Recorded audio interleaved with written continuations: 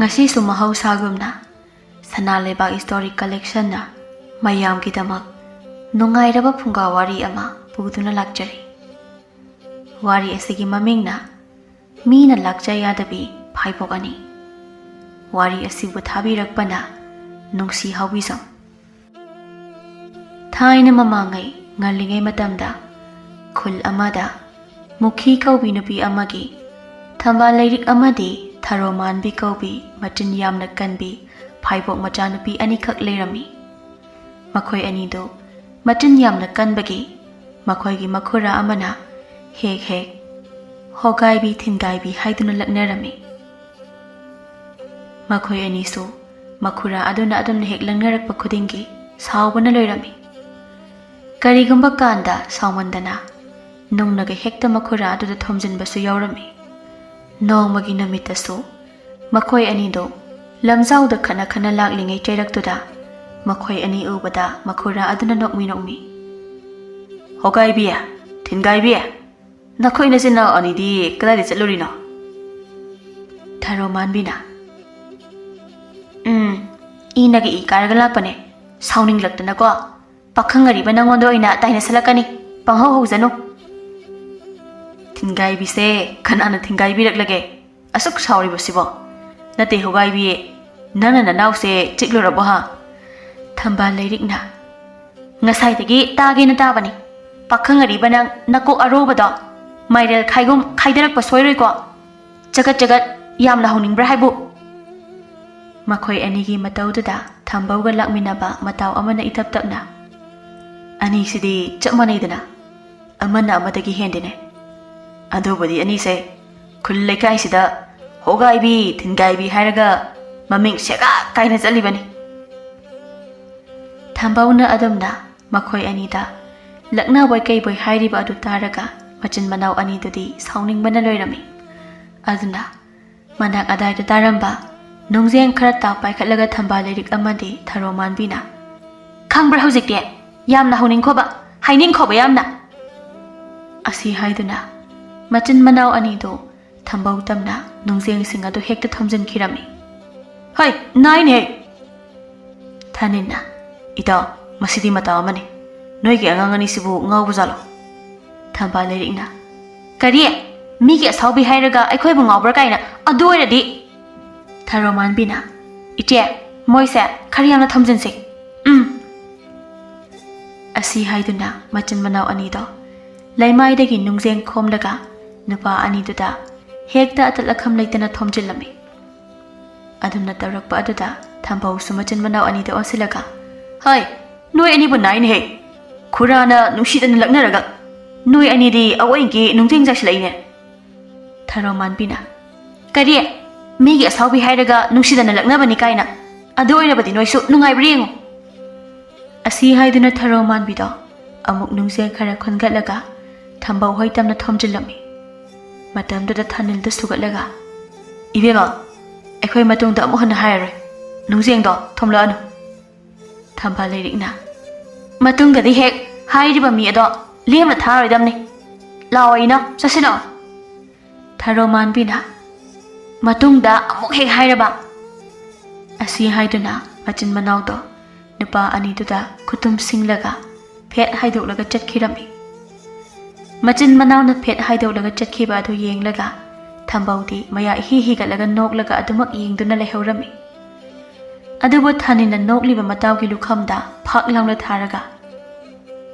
angangnina asuk sawan basingsida laknaraga nangna nungarisina kaidano as nangna khangpote moina sumaina sawbasini yengge hana laknarise adunara nungjeng sabadadi nangda sadene kishu khangjadaba ibusu yauna kanagi khongkhuse loina pukna narine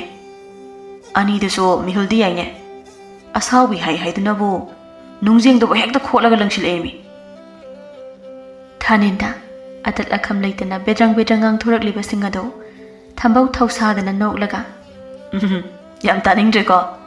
nupi saulangbina langbai sau yam male ko mane bana ya mane ba chahi matang duga angang masa lakna dana dum leiro awoi ba mate tawdi e ꯅꯪꯅ ꯍꯥꯏꯒꯨꯝꯂꯗꯅ ꯍꯧꯖꯤꯛꯀꯤ ꯑꯉꯥꯡ ꯑꯅꯤꯗꯨꯒꯤ money ꯑꯃ ꯂꯩꯕꯅꯤ ꯑꯗꯣ ꯃꯈꯣꯏ ꯑꯅꯤꯗ ꯈꯔ ꯌꯥꯅꯕ ꯉꯥꯡꯅꯧ ꯍꯥꯏꯇꯥꯔꯦ ꯌꯥꯝ ꯌꯥꯔꯛꯂꯅꯦꯕ ꯑꯣꯏꯔꯣꯏ ꯄꯥꯔꯣꯏꯗꯕ ꯋꯥ ꯉꯥꯛꯇ ꯅꯪꯅ ꯈꯪꯗꯕꯒꯤ ꯋꯥꯅꯤ ꯑꯅꯤꯗ khara sauganbei wani fazana themadi loina haina tanaba yabani ho phare phare laibak yengbiro ado laibak kairagadi tokpiganu haijari asi hayadna thanelada thambauda oidoba khara khallu haina hairami thambau sumana thokpa ama mana khanba aduna mafare haina leirami asomdana thamba leirik machin manau ani do thambauga mamanaba adugada nungjeng thamjilamba adugi matangda wari sa saduna sum chatlami tharo manbina iche aidina magi pakhangari ba thambau haiba pan aroba manbada ngasidi ikut pena nungjeng thamjilamba antudi kayadi nungaire thamba leirikna adubudi aisune mana aikhoi ani uba khuding hogai bi thingai bi haina lakna mandana ne khullai kai gi kanagi ahal anga uba khudingna aikhoi ani bu hogai bi thingai bi haina lakna bada loirabani adune aikhoi ani sibu makhoi mayam gi lakna phamdongna asi haiduna machin manau ani do sauri chatlinge aduda makhoi dagi khara hanthaba mathong chadaba angang nupa macha amana makhoi ani da onsilaga hogai bi thingai bi karai da hogai bi thingai bi chalurino tharo manbina kari haiba pakpat ba angang sidi nungai ne ba iche masi aikhoi ani changdana pannaw khokpadamna khoksi se machin chin phen phari se ngasi di aikhoi ani na ne machin che hekta sudat se asi haidana machin manaw do nganglaga paisilak pado ubada ibo thei pa pakhana iche ani saubino nawpa ne iche bu nungshidana lakna jabane thamba leirikna kari angang petewa nangna so mi lakna ba ka sadana mi lakna ba yamna pamladi si nungai brengo asi haiduna thamba leirikna ibo thegi mana yet thangbadu pairaga lei thatlami ibo the mana leiba aduda na aduna sugalaga iche ai matungda mi amona lakna jar na yeba tharo manbina mi lakna ba yakhai lakna raga lakna jar kaina mi yam lakna ning banangdine sina yadriye asi haiduna tharo manbina amu ibo thegi oi thangba mana mamangi na pagi samdo kanna chingthatlami ibo the mana leibadu phawba khangba ngamjinge aduda masam amuk chinglakpa aduda khangba ngamda peri tawduna ai matungda mohana ichi ani da hogai bi thingai bi aina haijaroi thamba leirikna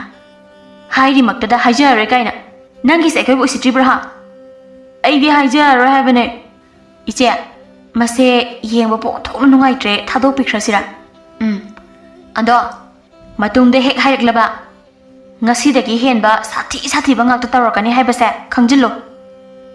kor asi haiduna ibothe ado peri tawduna chatkhraga machin manau ani duna tanaba phanglaroi khanba adawai aduda chap leplaga sapham khanghong hongduna machin manau ani da onsilaga hogai bi thingai bi hogai bi thingai bi tharo manbina mase kaya da ngamli ba ngang ne leira mo khangne ba ngang nang me tanabiro hogai bi thingai bi asi haiduna ibo theda machin manau to onsilaga mamit phakjin lamnaga train khirami tawriba matawda machin manau ani du su usite khana thamba leirikna leira mo nang khangne ba nana do tatma makai lei thatke ba asi haiduna machin manau ani do angang adu tanarami adumakpu mate khara tanaba aduda tanaba phangdrabadagi tharo manbina macheda onsilaga sor thabet hona iche tos yare tanaba phangaroi thamba leirikna as onthom dipen khideda angang macha sina phawba lakjakhiba side adogidi kepta khalunu tanza phangbada aikhoi ani na amuk naira loire lao ngasigidi yumda lasi nangna yum hairaga aikhoi ani na huidawna koichattatana lekai koidana lerise soide asomda imana chaisang pairaga ngairamba tharo manbina ngasidi imagi chaidu amuk chaba taraba hoida ꯑꯩꯈꯣꯏ ꯑꯅꯤꯗꯤ ꯏꯃꯥꯒꯤ ꯆꯩꯗꯨ ꯆꯥꯗ꯭ꯔꯕꯗꯤ ꯆꯥꯛ ꯆꯪꯗꯕꯅꯤ ꯑꯗꯨꯕꯨꯗꯤ ꯀꯩꯅꯣꯅꯦ ꯏꯃꯥꯅ ꯐꯨꯍꯧꯗꯕ ꯅꯨꯃꯤꯠꯁꯦ ꯍꯦꯟꯁꯥꯡ ꯐꯅ ꯍꯥꯎꯔꯁꯨ ꯄꯨꯛꯁꯦ ꯊꯜꯂꯣ ꯁꯨꯡꯌꯥ ꯌꯥꯄꯣꯟꯇꯦ ꯂꯥꯛꯑꯣ ꯑꯁꯤ ꯍꯥꯏꯗꯨꯅ ꯃꯆꯤꯟ ꯃꯅꯥꯎꯗꯨ ꯀꯩꯁꯨ ꯈꯟꯗꯅ ꯃꯌꯨꯝꯂꯣꯝꯗ ꯍꯟꯈꯤꯔꯝꯃꯤ ꯑꯅꯤꯗꯨ ꯂꯝꯖꯥꯎꯗ ꯂꯥꯛꯄ ꯃꯇꯝꯗꯗꯤ ꯃꯤꯀꯤ ꯂꯥꯏꯀꯤꯗꯅ ꯍꯜꯂꯛꯈꯤꯕꯅꯤ ꯑꯗꯨꯃꯛꯄꯨ ꯃꯈꯣꯏꯒꯤ ꯀꯣꯟꯊꯣꯡ ꯌꯧꯁꯤꯜꯂꯛꯄꯗ ꯀꯣꯟꯊꯣꯡꯗ ꯃꯃꯥꯅ ꯆꯩꯁꯥꯡ ꯑꯃ ꯄꯥꯏꯔꯒ ꯃꯈꯣꯏ ꯑꯅꯤꯕꯨ ꯂꯥꯛꯄ ꯉꯥꯏꯗꯨꯅ ꯂꯩꯕꯗꯨ ꯎꯕꯗ ꯏꯄꯥ ꯄꯥꯈꯠꯅ ꯊꯔꯣ ꯃꯥꯟꯕꯤꯅ ꯑꯁ ꯏꯆꯦ ꯁꯤꯗꯤ ꯀꯃꯥꯏ ꯇꯧꯅꯤ ꯏꯕꯥꯅꯤꯗꯤ ꯏꯅꯥꯎ ꯑꯩꯈꯣꯏ ꯑꯅꯤ ꯆꯦꯜꯍꯧꯕꯅ ꯐꯗꯧꯕ ꯃꯥꯜꯂꯦ ꯑꯍꯣꯏ ꯏꯆꯦ ꯑꯗꯨꯅ ꯐꯗꯧꯕ ꯃꯥꯜꯂꯦ ꯑꯁꯤ ꯍꯥꯏꯗꯨꯅ ꯑꯅꯤꯗꯣ ꯃꯃꯥꯏ ꯂꯩꯔꯒ ꯆꯦꯟꯒꯦ ꯇꯧꯕꯗꯨ ꯎꯕꯗ ꯃꯃꯥ ꯏꯕꯦꯝꯃ ꯁꯈꯤꯅ ꯆꯩꯗ ꯊꯥꯡꯒꯠꯂꯒ ꯍꯥꯏ ꯅꯈꯣꯏ ꯑꯅꯤ ꯆꯦꯟꯈꯤꯅꯨ ꯂꯥꯎ ꯂꯥꯎ ꯂꯥꯎ ꯂꯥꯎ ꯅꯣꯏ ꯑꯅꯤ ꯍꯦꯛ ꯆꯦꯟꯈ꯭ꯔꯕ ꯌꯨꯝꯗ ꯆꯪꯍꯟꯗ꯭ꯔꯦ ꯈꯪꯉꯨ ꯑꯅꯤꯗꯣ ꯃꯃꯥꯒꯤ ꯃꯤꯍꯨꯜ ꯐꯖꯅ ꯈꯪꯕꯅ ꯆꯦꯟꯒꯦ ꯇꯧꯔꯝꯕ ꯑꯗꯨ ꯆꯞ ꯂꯦꯞꯂꯒ ꯃꯃꯥꯏ ꯈꯪꯂꯩ ꯂꯩꯁꯤꯜꯂꯛꯇꯨꯅ ꯇꯦꯊꯁꯟꯅꯗꯨꯅ ꯊꯝꯕꯥꯜ ꯂꯩꯔꯤꯛꯅ ꯏꯃꯥ ꯑꯩꯈꯣꯏ ꯆꯦꯟꯒꯦ ꯇꯧꯕ ꯅꯠꯇꯦꯕ ꯊꯔꯣ ꯃꯥꯟꯕꯤꯅ ꯏꯃꯥ ꯆꯩꯗꯣ ꯑꯝꯇ ꯊꯝꯃꯣ ꯑꯗꯨ ꯄꯥꯏꯅ ꯄꯥꯏꯅ ꯑꯩꯈꯣꯏꯕꯨ ꯀꯃꯥꯏꯅ ꯆꯪꯂꯛꯑꯣ ꯍꯥꯏꯅꯣ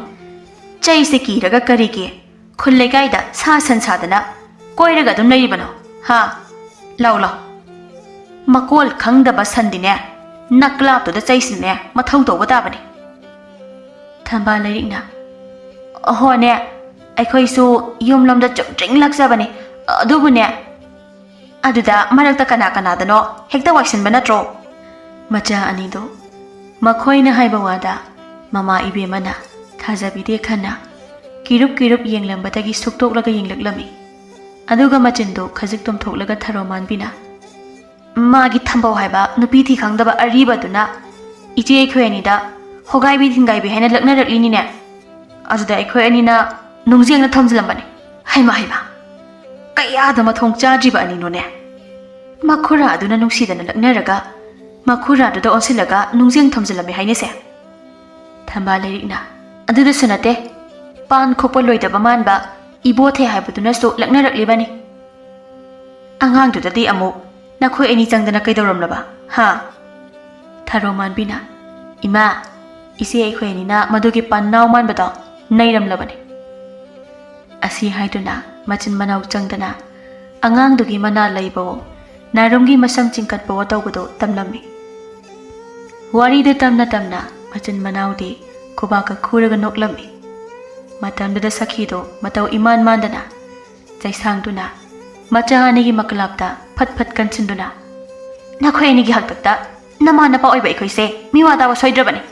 ꯅꯣꯏ ꯑꯅꯤꯗ ꯍꯥꯠꯂꯒꯦꯗ ꯊꯝꯕꯥꯜ ꯂꯩꯔꯤꯛꯅ ꯏꯃꯥ ꯅꯥꯏꯌꯦꯕ ꯏꯃꯥ ꯊꯔꯣ ꯃꯥꯟꯕꯤꯅ ꯑꯌꯣ ꯏꯃꯥ ꯑꯩꯈꯣꯏ ꯃꯇꯨꯡꯗ ꯑꯗꯨꯝ ꯇꯧꯖꯔꯣꯏ ꯏꯃꯥ ꯅꯣꯏ ꯑꯅꯤꯗꯤꯅꯦ ꯑꯗꯨ ꯉꯥꯛꯇꯅꯤ ꯍꯩꯁꯦ ꯑꯗꯨꯒ ꯂꯩꯊꯣꯛꯈꯤꯕꯗ ꯅꯣꯏꯅ ꯊꯣꯛꯄ ꯑꯃ ꯍꯦꯛꯇ ꯑꯗꯨꯝ ꯇꯧꯔꯝꯃꯤ ꯆꯠꯂꯣ 이몽 ꯆꯪꯉꯣ ꯆꯠꯂꯣ ꯑꯁꯤ ꯍꯥꯏꯗꯨꯅ ꯁꯈꯤꯗꯣ ꯆꯩꯗꯨꯅ ꯃꯆꯥ ꯑꯅꯤꯗ ꯀꯜꯂꯒꯦ ꯍꯥꯏꯕꯒꯨꯝꯅ ꯙꯞ ꯇꯧꯔꯝꯃꯤ ꯃꯆꯥ ꯑꯅꯤꯗꯨꯁꯨ ꯃꯃꯥꯅ ꯑꯗꯨꯅ ꯇꯧꯔꯛꯄ ꯑꯗꯨꯗ ꯀꯤꯗꯨꯅ ꯇꯨꯃꯤꯟꯅ ꯃꯌꯨꯝꯂꯣꯝꯗ ꯆꯪꯈꯤꯔꯝꯃꯤ ꯃꯃꯥꯅ ꯐꯨꯕꯒꯤ ꯁꯥꯎꯔꯤ ꯁꯥꯎꯔꯤ ꯆꯪꯂꯛꯂꯤꯉꯩ ꯑꯗꯨꯗ ꯃꯅꯦ ꯇꯝꯐꯥꯅ ꯃꯈꯣꯏ ꯑꯅꯤꯗ ꯑꯣꯟꯁꯤꯜꯂꯒ ꯁꯟ ꯑꯅꯤ ꯅꯣꯏꯗꯤ ꯀꯗꯥꯏ ꯌꯧꯕ ꯐꯥꯎꯕ ꯀꯣꯏꯔꯨꯔꯦ ꯇꯁꯦꯡꯕꯗꯤ ꯃꯈꯣꯏ ꯑꯅꯤꯒꯤ ꯃꯅꯦ ꯇꯝꯐꯥꯁꯤ ꯃꯤꯔꯣꯜ ꯈꯔ ꯋꯥꯠꯄꯤ ꯅꯨꯄꯤ ꯑꯃꯅꯤ ꯑꯗꯨꯃꯛꯄꯨ ꯃꯤꯔꯣꯜ ꯁꯨꯡꯊꯨꯡ ꯊꯨꯡꯗꯕꯤ ꯅꯨꯄꯤ ꯑꯃꯗꯤ ꯅꯠꯇꯦ ꯇꯞꯅ ꯏꯪꯅ ꯋꯥꯔꯤ ꯁꯥꯔꯤꯈꯩ ꯁꯥꯎꯗꯕꯅꯤ ꯑꯗꯨꯕꯨ ꯃꯉꯣꯟꯗ ꯁꯥꯎꯅ ꯋꯥ ꯍꯥꯏꯕꯗꯤ ꯌꯥꯗꯕꯅꯤ ꯑꯗꯨ ꯈꯪꯂꯕꯁꯨ ꯑꯅꯤꯗꯨꯗꯤ ꯁꯥꯎꯅꯤꯡ ꯁꯥꯎꯅꯤꯡꯅ ꯆꯪꯂꯛꯄꯒ ꯃꯅꯦꯅ ꯑꯗꯨꯝꯅ ꯍꯦꯛ ꯍꯥꯏꯔꯛꯄ ꯑꯗꯨꯗ ꯁꯥꯎꯅ ꯊꯔꯣ ꯃꯥꯟꯕꯤꯅ ꯍꯣ ꯅꯣꯏ ꯅꯄꯥꯗꯣ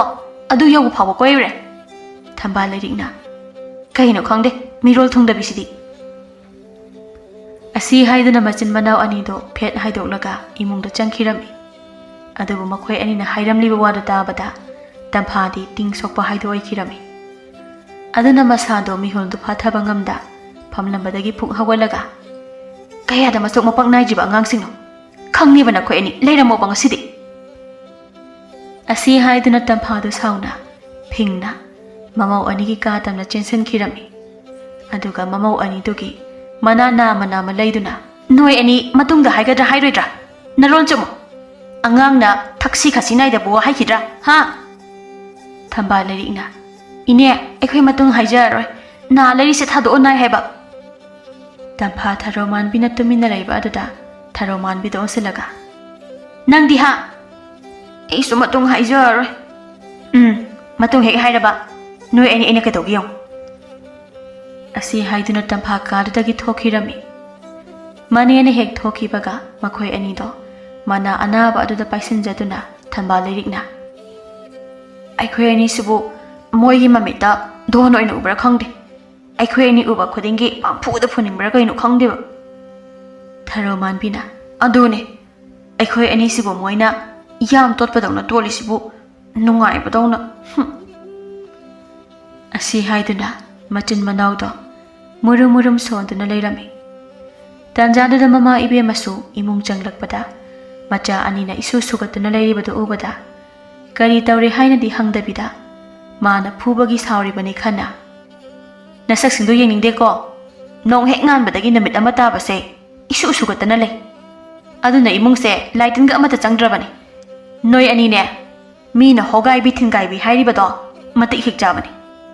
Tasengna atopana phana laknabadi makhoi ani ngahak sauragada adum tokhibani Adubu makhoi ani bo hek pokliba mamana adumna haibadudi makhoi ani gi thamoida yamna penjairamde aduna machin manaw ani do haiphet yengnaraga maithongda karigumba amata uthokta tuminna magi mathau tawna kirami asunda numit nini humni khawkhraba tungda nongmagi numitta machin manaw ani do manega loinana khulgi pukrida ising sokpalaklami matamduda thambausu khongbande isitlubagi makhong makhut jamduna leirami masu machin manaw ani do ubada nokhi hogaibi thingaibi asi haiduna wa makha tage tawbada tampha ubada chapleplaga ihe isan su yawrakle aina hausi haibado nang lana launuko angang ani sinungsidana chumna laknabani tampha thambaugi wadu tabada angang ani duda munna yenglaklami matamduda angang ani duna suktoklaga thambauda yenglibadu ubada nokninglura male khangnok thoraklami aduga tapna nokningba adu phajanduna tada matungdadi angang da duna laknabiganuko hoi asi haiduna thambaudo ikai boy lakboy makhong makhutto sengboy sengdaboy sat tawduna kakhatlaga chatkirami chatkriba nupa aduda machin manaw ani do suklaga adumak yenghawrami machin manaw ani dugi matawduda manena tapna yari no ani suk lao ising sokna batawrasi asi haiduna manena tinglaga ani do ising soklaga mayumda hankirami mathangi numitta machin manaw ani duna lampakta tanabi sanaringaida thambaudu makhoi ani tamna laklami aduga nahan makhaiga iman manadana tharo thamba khurawam ta haigiba machin manaw ani dudi thambauna wakhal ita tana makhoi ani gi maming kaurakpa aduda ingangaklami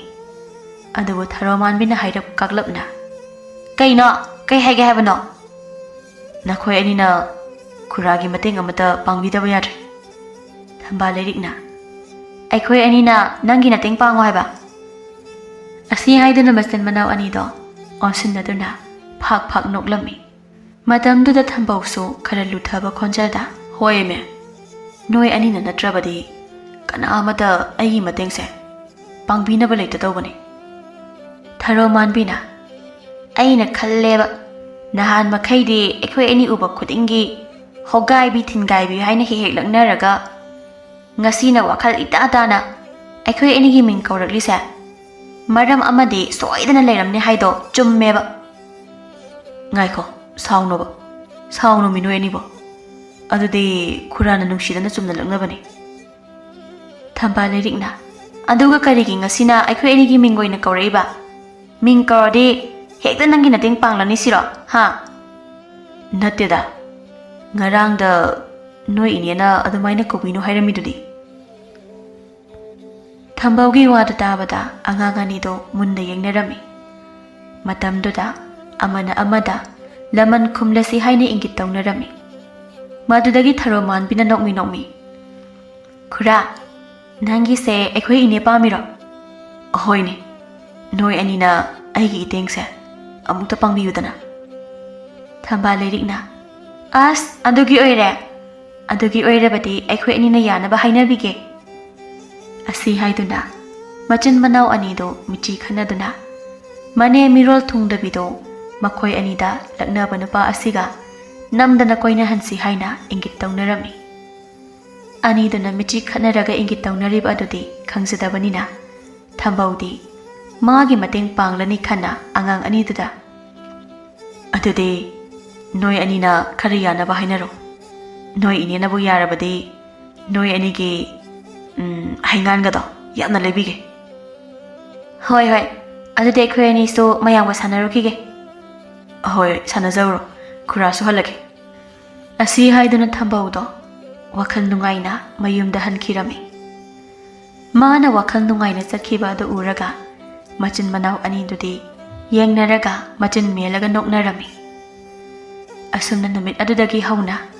machin manau anina mane ibemado Thambauga koinau yamna phabani haina giri taklami. Tamphasu Thambaubu hanadagi khara pamjaduna leibaga mamau anidunaga giri taksilakpa aduda saujinnaduna. Ohoi siyarage noi anine aigi inakta giri taklanu. Thamba lerikna. Ya ine na janingba matadi hayo khura Thambauda haikige. Yare noi anina janingba do adu moina haikro swaida aingonda yetlanu. Tharoman bina. Hoi ina bu yarabani na yetpi roida iche lao those. Asi haiduna machin manau anido manegi kadagi thokhirami. Asumna machin manau anina namdana silaga mane ibema aduga Thambauga koina halami. Makhoi anina unaba khuding machin manau aniduna lumlaga adumak yenglami. Tamphado Thambauna tapna ingna wari watai adum sanabanina kaisu thoidokpa tawramde. Adubu nongmagi namittadi haina khiba matam chana tholakte haina Thambauna khara kanna nganglubada Tamphado branglauna sagalaktuna. Ta Thambauna hainingrise aiga mari lainabase hainadri hariba natro. Tampha ai madumakti haikididana aina haidi yare aine ta Thambauna khalibada hotrong hona ureko. Nahan makai haidoktana wana khangliba oireko. Aigi wase amta ta ko kaidoge. Ai nangi waga amata taba pamdre. Asi haiduna anido kanna yena khalaklami. Aniduna yetnabada ubada machin manau anido umarumda machin khumduna noklami. Adubu matamduda Tamphado Thambaubu nungsiruba kaubana mamitagi mapi taduna mayum lomda piendana chenkhirami. Madu ubada Thambaudo upai leita asaubu adu phathaduna nakal amada mamai leithoktuna leplaga lehaurami. Tawriba mataw aduda angang anidudi manena nupadubu thamoi sengna nungsiure khangbana makhoi anina tawriba adu yamna lale khanna Thambaugi manakta laktuna. Khura ekhoi anibu amukta ngakpiyo. Thambau angang aduna hairakliba wadu tabada ingangakna. Nakhoi anina kaigi lalibanone. Khura asi haiduna makhoigi manedo sauhanba yadabani magi mirol thungdaba ama leibani haina tamjarami. Aduda natana makhoi anido makhut lonaduna manebu warobigano hanagumna nungshina loinabiyu hainasu haijarami. Thambausu asengba adu khanglabada Tamphada sauramba adu phakirami. Adubu machin manau anida onsilaga nokmi. Noi anise pura hogai bi thingai bi haido chambajani. Phare ado hayeng ai pungpham asimakta dalakani. Aduda noi anina noigi nane do puthorokadaba ko. Hoi phare noi ani su hanjakro. Tharoman bina adudi khura ekhoi san khrage. Asi haidina machin manau anidasu mayumda hankhirami. Thambausu mafam adudang hakliplamlaga mayumda adumak hankhirami. Hainakibagi matong ina mathangi namitta tamphaga thambauga unaduna sengdoknaduna hanagumna nungsi chanana loinakirami.